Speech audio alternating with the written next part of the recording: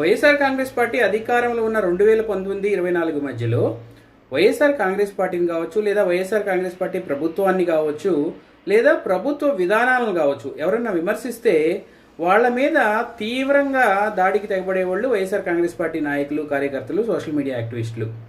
అలాగే అవతల పక్క ఎవరున్నారు అన్నది కూడా చూసేవాళ్ళు కాదు. సో మంచి చెడు ఏమీ లేకుండా ఇష్టం వచ్చినట్టు ఇష్టం వచ్చిన భాషతోటి చెలరైపోతూ ఉండేవాళ్ళు. సో మనకి తెలుసు ప్రశాంత్ కిషోర్, ఆయన పొలిటికల్ అడ్వైజరు.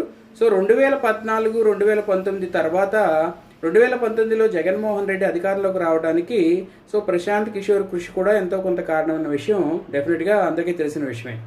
అలాంటి ప్రశాంత్ కిషోర్ 2024 ఎన్నికల్లో వైఎస్ఆర్ కాంగ్రెస్ పార్టీ కేవలం సంక్షేమాన్ని మాత్రమే నమ్ముకుంది, సంక్షేమం ఓట్లు రాల్చదు అని చెప్పినందుకు గాను ప్రశాంత్ కిషోర్ని ఇష్టం వచ్చినట్లు తోలనాడారు ఈ వైఎస్ఆర్ కాంగ్రెస్ పార్టీ నాయకులు.